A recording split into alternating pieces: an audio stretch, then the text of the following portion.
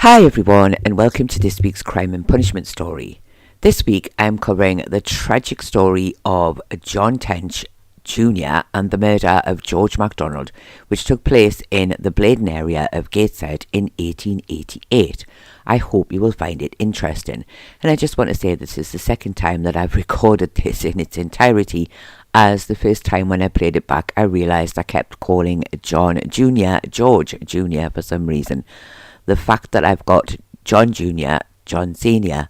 and George seems to have been a bit of a tongue twister for me, and I've struggled a little bit with that one. So hopefully I will do better on this second attempt.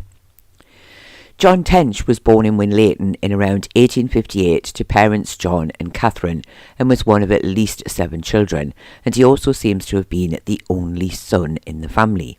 His father was a cartman and employed other men to do the same job, and John Jr. worked for his father in Gateshead. He was known to drink quite a lot, but was not described as being addicted to drink. George McDonald, the victim, was said to be around 49 years old at the time of his death, so would have been born in around 1839. His place of birth and parents are unknown. He was married to a lady by the name of Jane, and the couple lived in Bridge Street in Blaydon. It is not known if the couple had any children. George was also a cartman working for John Tench Jnr. in Gateshead. There was no mention of George being a heavy drinker. Before we go any further, can I just say, if you do enjoy this video, then please give it a thumbs up. And if you are new here or haven't already done so, then do please consider subscribing to the channel to help support the content we create. It really is appreciated. It is also completely free to subscribe. It doesn't cost you any money, but it really does help to support the channel.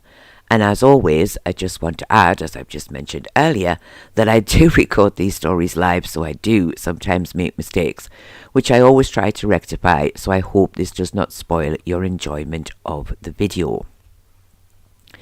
On November the 16th, 1888, John Tench Jr. and George McDonald were about to leave their workplace in Blaydon when they argued over some money that they had both earned, discussing who should receive what. John Jr. was in charge of the money, and he offered George a small amount, which he refused, saying he was entitled to more. John Sr. told his son to offer George the money again, but he said he would not.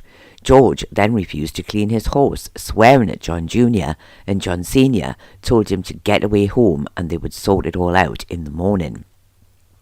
George left, but he did not go far before shouting over the low wall to ask John Jr. for the money he had offered him earlier. John Jr. came over to the wall and struck George a blow on the head, possibly with an iron bar, and George fell to the ground.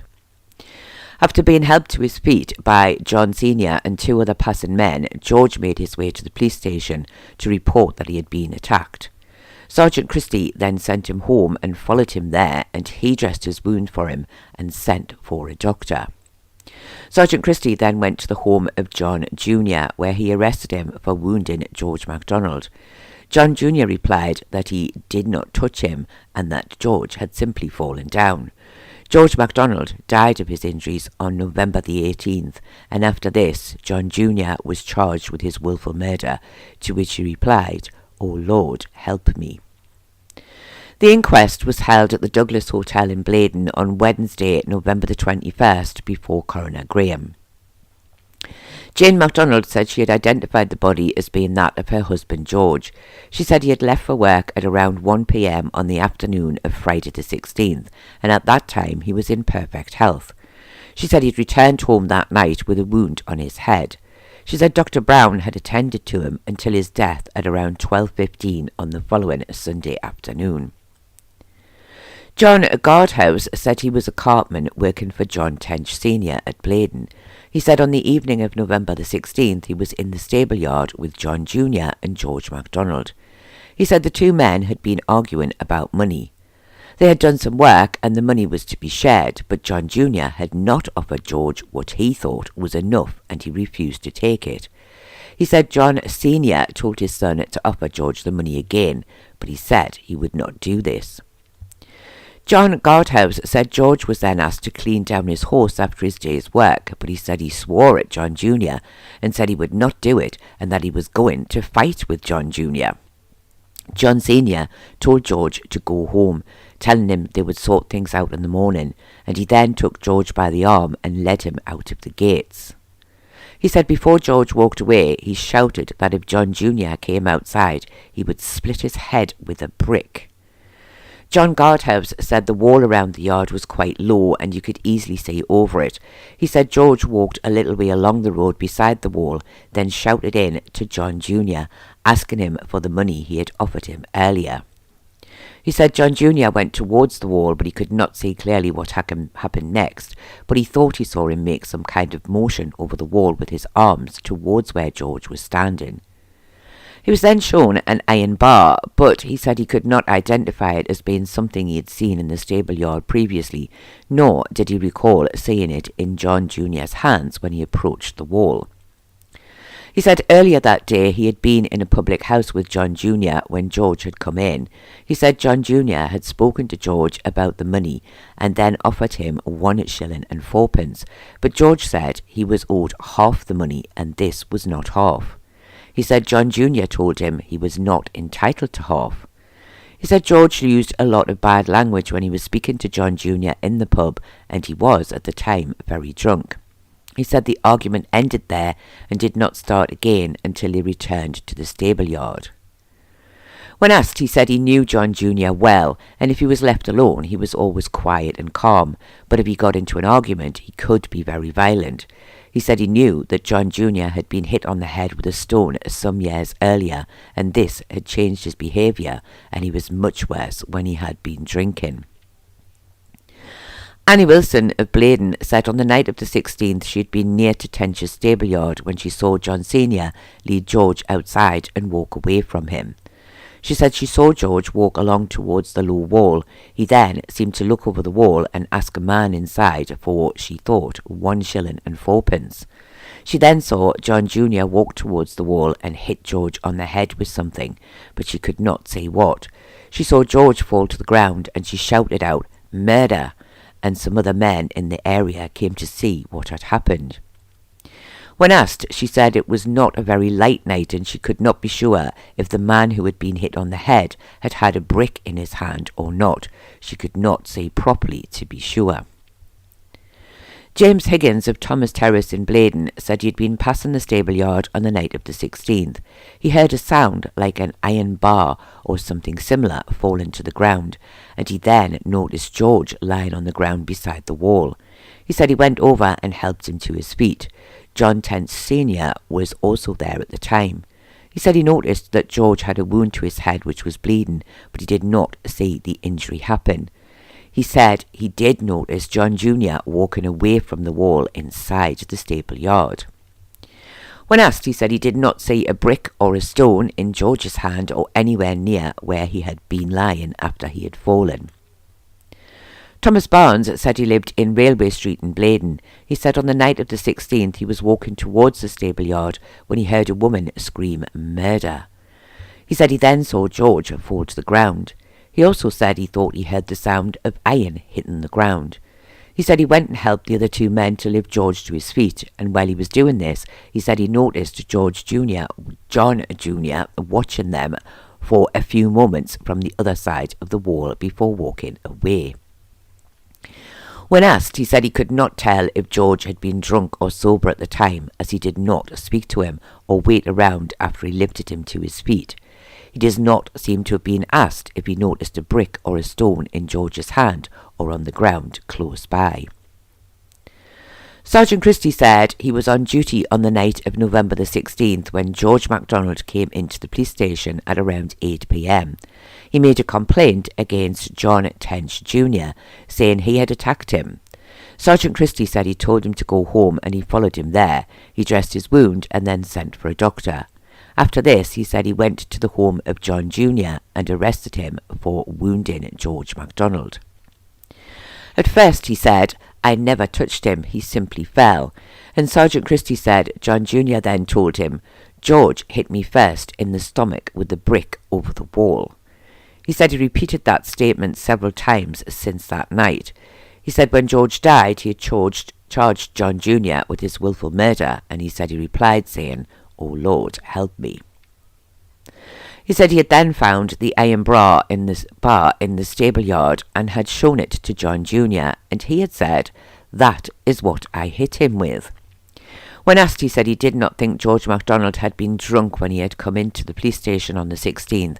However, he did think he was becoming a little confused due to the amount of blood he had lost.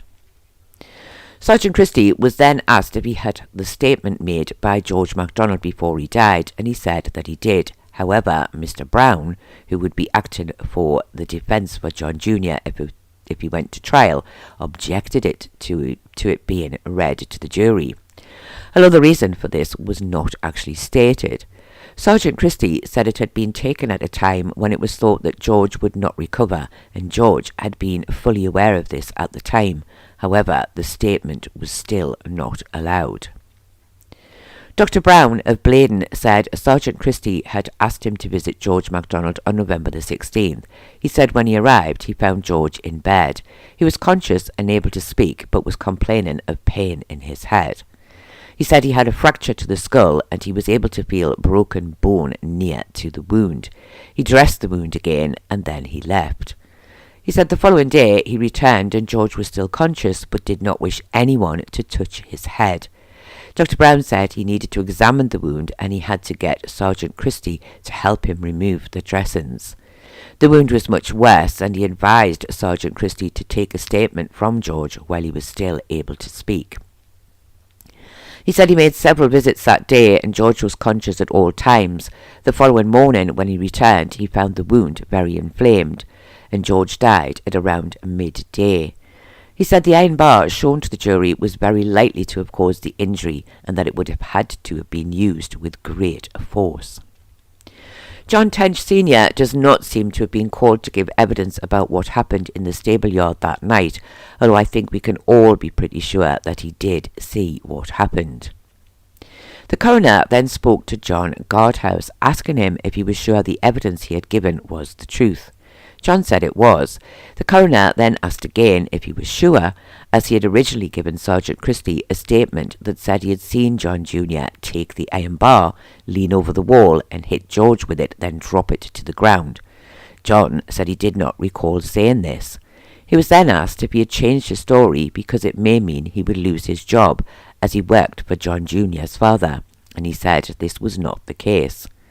It was then suggested that John Guardhouse may have been confused at the time he gave the earlier statement, and the coroner replied, somewhat sarcastically I would imagine, saying he would have had to have been very confused not to notice an iron bar in someone's hand. I did not find any further statements from the coroner after this, so we do not know for sure what he said to the jury. The jury, however, after retiring for a very short time, returned a verdict of guilty of manslaughter against John Tench Jr., and he was committed for trial. Sadly, I did not find any details of a funeral for George McDonald. It seems that a lot less of the funerals were covered in the local papers than had been in the years previous to this case. There's no way to know for sure if the family had money for a funeral, so again, this may have been a pauper's funeral. I did not find any evidence of a headstone for George McDonald anywhere in the area. The trial took place on November the 28th, 1888 at Durham before Mr. Justice Pollock. John Tench Jr., following the advice of his solicitor, pleaded guilty to the charge of manslaughter. The defence then spoke to the judge, stating that it was clear on the day that the two men had been drinking and had argued over money. He said John Jr. had been of an excitable nature all of his life, and a head injury a few years ago had made this worse, and when he had been drinking, he was much worse. He also added that his friends were doing all they could to help make the life of the widow of George McDonald more comfortable, and it was also stated that John Sr. had given Jane MacDonald the use of a cottage free for the rest of her life. The judge then spoke to John Jr., saying he had taken all the information into consideration before passing sentence, but he felt it was clear that the main reason for the attack was that John Jr. had been drunk at the time, and he then sentenced John Tench Jr. to 10 months penal servitude with hard labour. After his release from prison, it is assumed that John Jr. continued his job as a cartman until his death in 1890 at the age of around 31 years. I feel that I hardly need to say it, but this was yet again another strange story. On this occasion, though, we do have an idea of the reason for John's attack on George that night, and it was mainly over money. And while it's hard to believe that George was able to reach over a wall and hit John Jr. in the stomach with a brick, it is fair to say that he had threatened him earlier that day. However, this doesn't truly explain why George Jr. suddenly... John Jr., I told you this is so fun. I cannot get John Jr. to come out. It keeps coming out as George Jr., so I do apologise again. However, this doesn't truly explain why John Jr. suddenly decided to hit him with an iron bar. We do know that John Jr. had denied attacking George many times and only once said that he had hit him with the iron bar, but the fact that he pleaded guilty suggests he was fully aware that his actions had caused George's death. Did John Guardhouse change his story about seeing the iron bar in John Jr.'s hand in the fear of losing his job, or did he simply make a mistake with his first statement? Well, to be honest, I think he may well have changed his statement as he was worried that John Sr. would sack him if his son went to prison because of his statement.